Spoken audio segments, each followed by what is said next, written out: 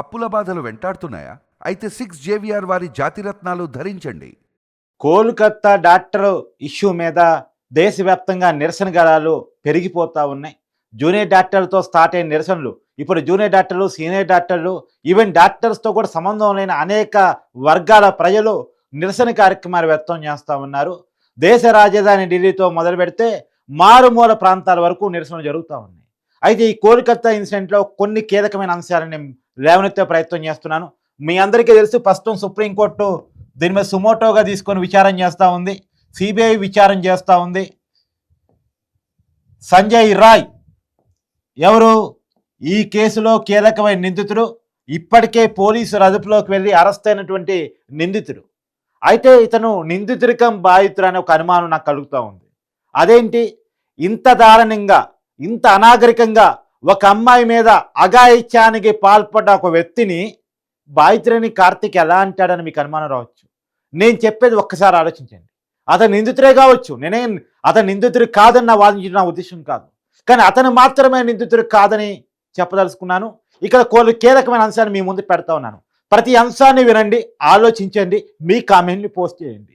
నేనేమంటున్నానంటే, ఈ సంజయ్ రాయ్ అనే వ్యక్తి ఆ కాలేజీలోకి చొరబడి, సెమినార్ హాల్లోకి చొరబడి, ఆ సెమినార్ హాల్లో విశ్రాంతి తీసుకుంటున్నటువంటి ఒక ట్రైనీ డాక్టర్ మీద అఘాయిత్యానికి పాల్పడి అత్యంత పైశాచికంగా చంపేసి కనుక ఉంటే కేవలం ఈ వ్యక్తిని రక్షించడం కోసం ఈ జరిగినటువంటి ఈ సంఘటనని సూసైడ్గా మార్చే ప్రయత్నం చేస్తారా? కేవలం ఈ సంజయ్ రాయ్ అనే వ్యక్తిని, ఒక సామాన్య వ్యక్తిని, ఇతను ఒక వాలంటీర్ అయితే కావచ్చు కాక ఇతనికి భార్యను కూడా వదిలేశాడని చెప్పి వాళ్ళ అత్త స్టేట్మెంట్ ఇచ్చింది, మంచి సంబంధాలు ఇవ్వని.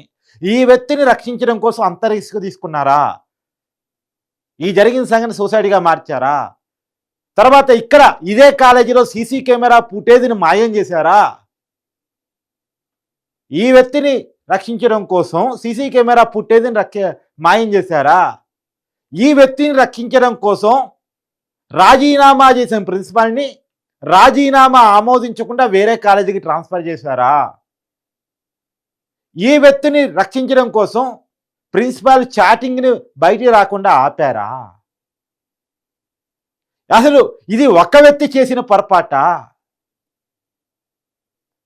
మామూలు అంటే ఏ డ్రగ్స్ తీసుకోకుండా, ఏ మత్తు పదార్థాలు తీసుకోకుండా, ఏ మద్యమో తీసుకోకుండా మామూలుగా చేయగలిగిన పనా ఇది? అసలు ఒక వ్యక్తి చేయగలిగిన పనా ఇది? అసలు అక్కడ జరిగిన సంఘటనని బట్టి ఆ అమ్మాయికి జరిగిన, ఎందుకంటే మామూలుగా జరిగిన సంఘటన కాదు అది, దాన్ని వివరిస్తూ ఉంటే ఒళ్ళు గగులు పొడుస్తూ ఉంటుంది. నరాలు విరిచేసి దారుణంగా ఊపిరితిత్తుల్లో బ్లడ్ గడ్డగట్టేలాగా అత్యంత పైశాచికంగా చేసినటువంటి దాడిది. నాకు తెలిసి వింటున్న ఇన్సిడెంట్ ప్రకారం ఆ అమ్మాయి చనిపోయిన తర్వాత కూడా ఆ అమ్మాయి మీద అఘాయిత్యానికి పాల్పడ్డారు. మరి ఇది ఒక వ్యక్తి చేసిందా? ఎందుకు అతన్ని మాత్రమే ప్రొజెక్ట్ చేసే పని చేశారు? ఇవాళ సుప్రీంకోర్టు వరకు ఇష్యూ పోయిన తర్వాత మిగతా వాళ్ళ పేర్లు బయటకు వస్తున్నాయి, కానీ లేకపోయి ఉంటే ఈ ఒక్కడే అయ్యేవాళ్ళు. అసలు వాళ్ళు దీని వెనకాల ఉన్న అసలు కథ మాయమైపోయి ఉండేది. ఇప్పుడు బయటకు వస్తున్నాయి. ఆ కాలేజీలో గతంలో కూడా అనేక సూసైడ్లు ఉన్నాయి. ఎందుకంటే ఇప్పుడు జరిగింది కూడా సూసైడ్ అయిపోయి ఉండేది కదా. పేరెంట్స్ కనుక అడ్డం దొరకకపోయి ఉంటే, పోస్ట్ మార్టం చేసిన డాక్టర్ కనుక బయటికి చెప్పకపోయి ఉంటే, ఇప్పుడు ఈ అభయాది కూడా ఒక సూసైడ్గా మిగిలిపోయి ఉండేది. ఈ కాలేజీలో ఇంతకుముందు కూడా సూసైడ్ జరిగాయి అని చెప్పి చెప్పబడుతూ ఉన్నాయి. అంటే ఇంతకుముందేమో సక్సెస్ఫుల్గా సూసైడ్ చేయగలిగారు, ఈ ఇన్సిడెంట్లో మాత్రం అనుకున్నది జరగలేదు. సూసైడ్ కాస్త నిజం బయటపడింది, అది అఘాయిత్యంగా బయటపడింది. మొత్తం మానవ సమాజం చూసి భయపడేలా జరిగింది. కాబట్టి ఇతను నిందితుడు కావచ్చు, ఇతన్ని కఠినంగా శిక్షించాలి, దాంట్లో వేరే అభిప్రాయం ఏమీ లేదు. కానీ అసలు దోషుల్ని ఖచ్చితంగా శిక్షించాలి, పట్టుకోవాలి. నేనేమంటున్నానంటే, మీకు తెలుగు రాష్ట్రాల్లో ఒక సంఘటనని నేను డే 1 నుంచి మొత్తుకుంటా ఉన్నాను. మీకు ఒక సంఘటన ఉదాహరణగా చెప్తా ఉన్నాను. కార్తీక్ ఏది చెప్పినా సబ్జెక్టుగా చెప్తాడు. మళ్ళీ చెప్తున్నాను, తెలుగు రాష్ట్రాల్లో ఐఎస్ఎంఏ రచ్చ కేసు జరిగింది. ఆ రోజు కేవలం దీన్ని సత్యం బాబు అనే ఒక వ్యక్తి చేశాడని చెప్పేసి అరెస్ట్ చేశారు. ఫస్ట్ అతనే దోషి అన్నారు. కానీ అనేక వాదనల తర్వాత, అనేక పిటిషన్ల తర్వాత అంతిమంగా అతను నిర్దోషి అని తేలింది. ఇప్పుడు అతను నిర్దోషి కావచ్చు, కానీ అయేషా మీద జరిగినటువంటి దాడి నిజమేగా, ఆ అమ్మాయిని చంపేసింది నిజమేగా, ఆ అమ్మాయి మీద అఘాయిత్యానికి పాల్పడింది నిజమేగా. మరి ఎవరు చేశారంటే ఎవరు సమాధానం చెప్పాలి ఇన్ని సంవత్సరాల తర్వాత? ఇక్కడ ఇద్దరు బాధితులు, ఒకటి చనిపోయిన అయేషి మేరా బాధితురాలు. ఏ నేరం అంటే అతను దొంగ కావచ్చు, అతని వెనకాల క్రిమినల్ బ్యాక్గ్రౌండ్ ఉంటే ఉండొచ్చు, కానీ ఈ సంఘటనలో ప్రమేయం లేకుండానే జైలు జీవితాన్ని అనుభవించినటువంటి సత్యం బాబు ఒక బాధితుడు. చేయని నేరాన్ని కొన్ని సంవత్సరాలు జైలు శిక్ష అనుభవించాడు. అతను ఏదో చోటా మోటా దొంగతనాలు చేసేవాడని లోకల్ పోలీస్ కేసులు ఉన్నాయి. సో ఇతని మీద తోయొచ్చిలని తోసిస్తారు అప్పుడు. సో ఇక్కడ 2 బాధితులు. ఇక్కడ కూడా చనిపోయిన అమ్మాయి ఒక బాధితురాలైతే ఈ కేసులో కేవలం పేరు మాపబడి శిక్షకి ముందుకెళ్తున్నటువంటి ఒక సంజయ్ రాయ్ ఒక్కడే కాదు కదా అనేది నా వాదన. ఇతను మాత్రమే నిందితుడిగా, ఇతను మాత్రమే దోషిగా, ఇతన్ని ఉరిదీయాలని డిమాండ్ రావచ్చు, ఇతని కాల్చి చంపాలనే డిమాండ్ రావచ్చు, ఇతని నరికి చంపాలనే డిమాండ్ రావచ్చు దేశవ్యాప్తంగా. కానీ నేను చేసే డిమాండు ఇతన్ని కాల్చి చంపాలను, నరికి చంపాలను, ఇంకోటి చంపాలను కాదు. ఇతను మాత్రమే కాదు ఈ సంఘటన చేసింది, దాదాపు 10 మంది చేశారు అనేది. ఎందుకంటే మనకొస్తున్న సెమెన్ వార్తల ప్రకారం ఒకరు 15 గ్రామ్స్ ప్రొడ్యూస్ చేయగలుగుతారు, కానీ అక్కడ 150 గ్రామ్స్ దొరికిందని ఒక వార్త ప్రకారం దాదాపు 10 మంది చేసి ఉంటారని ఒక అనుమానం కలుగుతూ ఉంది. సో ఆ 10 మంది ఎవరు? రెండోది, అసలు దీన్ని అంత రిస్క్ తీసుకొని కాలేజీ ఎందుకు సూసైడ్గా మార్చాలనుకుంది? దీని వెనకాల అసలు కథ ఏంటి? ఇప్పుడు మనం కొన్ని కథలు వింటా ఉన్నాం. ఆ కాలేజీలో అవయవాల మార్పిడి చేస్తారని, అవయవాలను అమ్ముతారని, డ్రగ్స్ వ్యవహారాలు ఉన్నాయని, ఆ విషయాలు మొత్తం ఈ అమ్మాయికి తెలుసని, ఈ విషయాలు తెలుసుకున్న ప్రతి ఒక్కరిని వాళ్ళు ఇలాగే చేస్తారని, సో ప్లాన్డ్గా జరిగిందని, అందుకనే సీసీ కెమెరా ఫుటేజ్ పనిచేయలేదని, అది బయటికి రాలేదని ఇప్పుడు వార్తలు వింటా ఉన్నాం మనం. సో ప్రభుత్వం కూడా ఇష్యూని ఏదో బయట సమాజం ఎలక్ట్ అయిన తర్వాత గందరగోళం చేసిన తర్వాత అక్కడ ఉన్న తృణమూల్ కాంగ్రెస్ అధికారంలో ఉంది, మమతా బెనర్జీ ముఖ్యమంత్రిగా ఉన్నారు, ఒక మహిళ, తను మహిళ ఆ రాష్ట్రానికి ముఖ్యమంత్రిగా ఉన్నారు, జరిగింది ఒక మహిళ మీద దాడి. ఆ దాడి కూడా అలా ఇలా జరగలేదు, దారుణమైన ఘటన జరిగింది. సో కానీ ఈ ఘటనని కప్పిపుచ్చే చర్య జరిగింది, ఈ ఘటనని కప్పిపుచ్చే చర్య జరిగింది. నేను మళ్ళీ చెప్తున్నాను, అక్కడున్న పేరెంట్స్ పోస్ట్ మార్టం చేసిన డాక్టర్ తిరగబడకపోయి ఉంటే ఈ ఇష్యూ ఇంతమందిలో చర్చకు వచ్చేది కాదు. కాబట్టి ఇక్కడేదో పెద్ద క్రిమినల్ హిస్టరీ ఉంది, అది దాచేసి ఈ ఒక్క వ్యక్తి చుట్టూ తిప్పొద్దు కథను మొత్తం. ఇక్కడ ఏదో పెద్ద క్రిమినల్ హిస్టరీ కాలేజీలో జరుగుతూ ఉంది, అదేంటో బయట సమాజం తెలవాలి. ఎందుకంటే అసలు విషయాలు ఎంక్వైరీ సంస్థలు బయట తీయకుండా మాట్లాడబడేవన్నీ అనుమానాలు అవుతాయి, కానీ ఆ విషయాలు బయటకు రావాలి. ఇక్కడ అవయవాల అమ్మకం జరిగిందా, ఇక్కడ డ్రగ్స్ అమ్మకాలు జరిగాయా, లేదు ఇల్లీగల్ థింగ్స్ ఇక్కడ ఏం జరుగుతున్నాయి, యాంటీ సోషల్ ఎలిమెంట్ ఏం జరుగుతున్నాయి, అసలు నమ్మటానికి అవకాశం ఉందండి? నైట్ షిఫ్ట్లో ఆ అమ్మాయి అభయ ఒకటే డ్యూటీ చేయట్లేదు, చాలామంది డ్యూటీ చేస్తూ ఉంటారు. సహజంగా డాక్టర్స్ డ్యూటీలు 36 గంటలు, 72 గంటలు, 96 గంటలు కూడా ఉంటాయంట. సో వాళ్ళకి కొంత విశ్రాంతి తీసుకునే అవకాశం సెమినార్ హాల్స్లో, సర్జికల్ రూమ్స్లో ఉంటాయంట.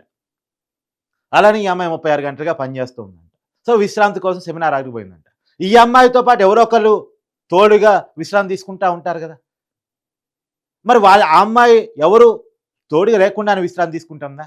లేదు, కాలేజీలో సెమినార్ హాల్లో ఒక సంఘటన జరుగుతూ ఉంటే అసలు ఆ మొత్తం కాలేజీలో, ఎంటైర్ కాలేజీలో డ్యూటీ చేస్తున్న ఇంకెవరికి తెలవకుండా ఉందా? ఎవరు స్పందించకుండా ఉన్నారా? సంఘటన జరుగుతున్నప్పుడు ఎవరు పోలీసులకు ఫోన్ చేయకుండా ఉన్నారా? కీలకమైన అనుమానాలు కదా. అసలు సహజంగా ఏ సంఘటన జరిగినా మొట్టమొదటిగా ఆ సంఘటన జరిగిన తీరుని సీసీ కెమెరాల ఫుటేజ్ ద్వారా పోలీసులు స్వాధీనం చేసుకుంటారు. కానీ ఈ సంఘటన మాత్రం జరగదు. ఇప్పుడు సిబిఐ ఎంక్వైరీ చేస్తూ ఉంది. సిబిఐ ఎంక్వైరీ ఇప్పుడు పట్టుకున్న ఇతన్నో, లేదు ఇప్పుడు ప్రిన్సిపాల్ని కూడా అరెస్ట్ చేశారు కాబట్టి ఆ ప్రిన్సిపాల్ను ఎంక్వైరీ చేసిన తర్వాత, వాడి పేరు సందీప్ ఏదో ఉంది, అతన్ని కూడా ఎంక్వైరీ చేసిన తర్వాత మిగతా నిందుని అరెస్ట్ చేయటం ఒక రకం. అసలు సీసీ కెమెరా ఫుటేజ్ తీసుకుంటే ఎవరు ఎంతమంది ఈ అమ్మాయి మీద అఘాయిత్యానికి పాల్పడ్డారు, వాళ్ళు ఎవరు ఐడెంటిఫై ఈజీగా చేయొచ్చు. ఈజీగా చేయొచ్చు. ఈ సీసీ కెమెరా మీద మొదటి నుంచి డే 1 నుంచి నేను మొత్తుకుంటా ఉన్నాను. మరి ఎందుకు ఆ వార్తను తొక్కి పడేస్తున్నారు? ఆ సీసీ కెమెరా ఫుటేజ్ అనే విషయాన్ని తొక్కి పడేస్తున్నారు. ఎంతసేపటికి ఇతన్ని కఠినంగా శిక్షించాలి, మహిళలకి పని ప్రదేశంలో భద్రత కావాలి, ఖచ్చితంగా కావాల్సిందే, నో డౌట్, ఖచ్చితంగా ఇతన్ని శిక్షించాల్సిందే. కానీ ఈ ఇష్యూలో ఉన్న ఇతర కోణాలను కూడా బయటకు తీయాలి. ఈ అమ్మాయి మీద జరిగిన దాడి ఇంకొక అమ్మాయి మీద జరగకుండా ఉండాలంటే, ఈ కాలేజ్ చేసిన పని ఇంకో కాలేజ్ చేయకుండా ఉండాలంటే, యాజమాన్యానికి వాళ్ళు దగ్గరగా ఉండాలంటే, మెడికల్ కాలేజీ రూపంలో మాఫియాలు నడుస్తుంటే ఆ విషయాలు బయటికి రావాలంటే ఖచ్చితంగా ఈ సంఘటన ఉదాహరణగా తీసుకొని ఈ సంఘటన వెనకాల ఉన్న అసలు నిజాలను బయటకు తీయాలి.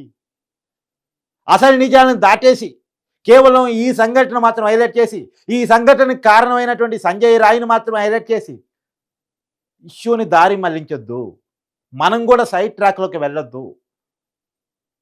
నేను పబ్లిక్ను కూడా కోరుతున్నా, మనం సైడ్ ట్రాక్లోకి వెళ్ళొద్దు.